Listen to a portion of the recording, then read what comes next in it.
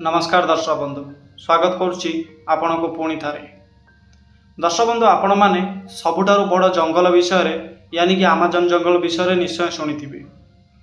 जदि आम पृथ्वी कथा आलोचना करिबा तो आमाजन जंगल आमर पृथ्वीर हार्ट यानी कि हृदय होता है। आर अर्थ आमरी पृथ्वीर 20% ऑक्सीजन आमाजन जंगल ही मिलता है। आसंतु जानिबा आमाजन जंगल विषय किसी इंटरेस्टिंग कथा। तेबे चलतु आरंभ करिबा आमाजन जंगल विषय। तेबे आमरी यात्रा आरंभ होता है आमर भारत ठारू, तापर आगु रही अरेबियन सी, तापर किसी आफ्रिका देश सब आसी थाए, तापर आगक आसी थाए ओशियान, आउ तापर आसीजिब ब्राजिल, तापर आसीजिब पूरा आमाजन जंगल। तेबे चलतु आमाजन जंगल विषय किसी महत्वपूर्ण कथा जानी नबा। दर्शक बंधु, आमाजन जंगल केवल गोटे देश नुहे बरं 9टी देश में माती होई रही। आर सबुठारु बड़ भाग ब्राजिल रे 60%, पेरू रे 13%, कोलंबिया रे 10%, तापर आउ भी 5टी देश में जगह कवर करी रही। कौन आपण जानती आमाजन जंगल रे लगभग 4 बिलियन रु अधिक गछ रही एवं यही गछ सब एते बड़ एवं शाखा प्रशाखा माती होई रही कि एठारे थिबा माटी भी सूर्य किरण पाइबा पई झुरुता। आर अर्थ सूर्य किरण केबे हेले भी माटी रे पड़ी पारु नाही। एठारे थिबा गछ एते हुष्टपुष्ट होता है कि विश्वर 62% भाग वर्षा एकुटिया आमाजन जंगल री आसीता। कौन आपण जानिछंती आमाजन जंगलर टोटाल क्षेत्रफल 5.5 मिलियन स्क्वायर किलोमीटर पर्यंत रही, जहाँकि आमरी भारत देशर टोटाल क्षेत्रफल ठारू भी अधिक। आमर एकथारू जानिपारुथिबे केते बड़ जंगल ए आमाजन जंगल होइतिबो, जे कि पूरा पृथ्वीर लगभग 4% भाग रही। कौन आपण जानती आमाजन नदी दुनियार सबुठारु द्वितीय बड़ नदी।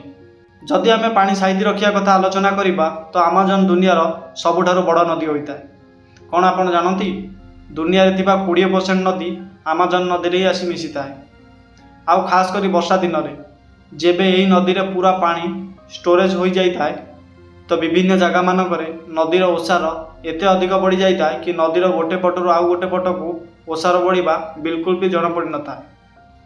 लागिबो जमिति आमे एमिति किछि ओशियान देखुछु जार मात्रा जଣା पड़ी न थाए। कौन आपण जानती कि आमाजन जंगल रे लगभग 70,000 रु अधिक विभिन्न प्रकार गछ सब रही थाए देखा मिलता है। कौन आपण जानती एठारे 20,000 रु भी अधिक केवल कीड़ा प्रजातिर सबू देखा मिलता है। एवं एक कथा जानती कि यही आमाजन नदी रे लगभग 5,000 ठारू भी अधिक माछ मानकर प्रजाति देखा मिलता है। आउ आपण माने एक कथा जानिले मध्य आश्चर्य हेबे कि यही जंगल रे 3,000 ठारू भी अधिक केवल स्पाइडर प्रजाति सब देखा मिलता है। एबे आमे दर्शक बंधु आलोचना करिबा कि आमाजन जंगल देखा किछि खतरनाक जीवजंतु विषय।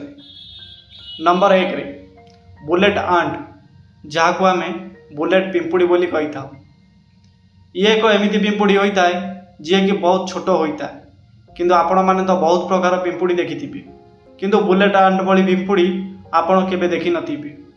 ये देखा बहुत छोट होता है किंतु आर डंक बहुत अधिक खतरनाक होता है। यही पिंपुड़ी जदि काहाकू काटी भी दिए तो से काटिबार कष्ट गोटे बंदूकर गुली खाइला परे लागिथा। सेथिपई लागुची यही पिंपुड़ी को बुलेट आंट बोली कही थांती। एमाने काटिले बहुत कष्ट लागिथा।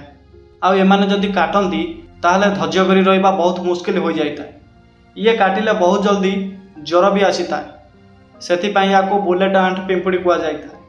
एमाने खास करी आमाजन जंगल रे बहु मात्रा देखा मिली थांती। नंबर 2 रे कौन आपण जानती कि आमाजन जंगल रे लगभग 120 प्रकार विषधर बेंग देखा मिलता है। विभिन्न प्रकार रंगर यही बेंग देखा तो बहुत आकर्षक लगता, किंतु एमिति बेंग अछंती कि एमानक देह रे 10 जण लोक मारिबार विष रही था। एमाने विभिन्न प्रकार रंग बिरंगी होता।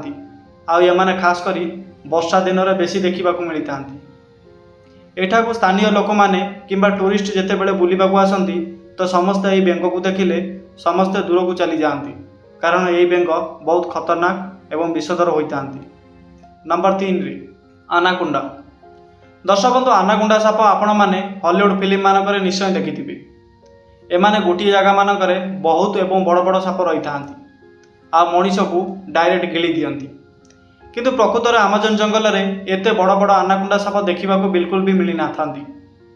आमाजन जंगल में आनाकुंडा साप देखा मिलती କିନ୍ତୁ ଏମାନଙ୍କର ଲମ୍ବା लगभग 30 ଫୁଟରୁ 40 ଫୁଟ ହୋଇଥାଏ। ଏମାନଙ୍କର ବିଷ ନଥାଏ କିନ୍ତୁ ଏମାନେ ବହୁତ ଖତରନାକ ହୋଇଥାନ୍ତି। ଏମାନେ ଛୋଟ ବଡ଼ ଜୀବଜନ୍ତୁକୁ ଗିଳି କରି ଖାଇଦିଅନ୍ତି। ଯଦି ଏହି ଆନାକୋଣ୍ଡା କୌଣସି ବଡ଼ ଜୀବକୁ ଖାଇଦେଲା ତ लगभग ଗୋଟେ ମାସ ନ ଖାଇଲେ ବି ଇଏ ରହିପାରେ।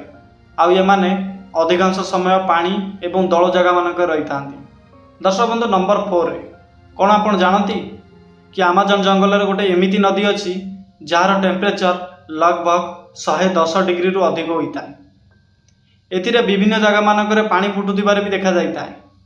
ଆଉ ଏଠାରେ ଥିବା ପାଣି ବହୁତ ଅଧିକ ଗରମ ହୋଇଥାଏ।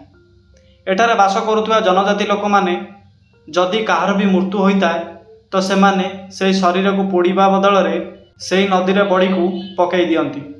କାରଣ ଆଦିବାସୀମାନଙ୍କର କହିବା କଥା କି ଏହି ନଦୀକୁ ସ୍ୱର୍ଗର ଦ୍ୱାର ବୋଲି କୁହାଯାଇଥାଏ।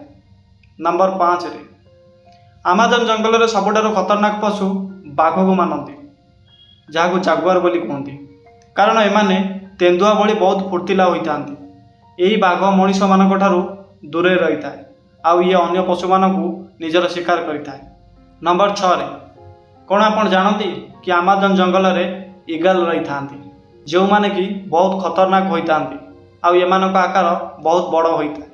ଆଉ ଏମାନଙ୍କ ପଙ୍ଖର ଲମ୍ବା 3 ଫୁଟରୁ ଅଧିକ ହୋଇଥାଏ। ଏମାନଙ୍କ ଓଜନ 5ରୁ 6 କେଜି ହୋଇଥାଏ। ଏମାନେ ନିଜ ଓଜନ ହିସାବରେ ଡବଲ ଓଜନର ଜିନିଷକୁ ନିଜ ପଞ୍ଝାରେ ନେଇ ଉଡ଼ି ଯାଇଥାନ୍ତି। ସେଥିପାଇଁ ଏମାନଙ୍କର ପସନ୍ଦିତା ଖାଦ୍ୟ ମାଙ୍କଡ଼ମାନେ ହୋଇଥାନ୍ତି ଆଉ ଇଏ ବଡ଼ ବଡ଼ ପଶୁମାନଙ୍କୁ ଶିକାର ବି କରିଥାନ୍ତି।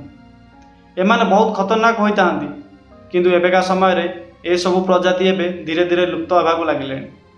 ତ ଦର୍ଶକ ବନ୍ଧୁ, କେମିତି ଲାଗିଲା ଆପଣଙ୍କୁ ଏହି ଆମାଜନ ଜଙ୍ଗଲ? କମେଣ୍ଟ କରି ଅବଶ୍ୟ କୁହନ୍ତୁ। ତା ସାଥିରେ ଭିଡ଼ିଓକୁ ସେୟାର କରନ୍ତୁ ଆଉ ଆମ ଚ୍ୟାନେଲକୁ ପ୍ରଥମ କରି ଆସିଛନ୍ତି ଯଦି ଚ୍ୟାନେଲକୁ ସବସ୍କ୍ରାଇବ୍ କରି ବେଲ୍ ଆଇକନକୁ ଦବାଇ ଦିଅନ୍ତୁ। ଧନ୍ୟବାଦ।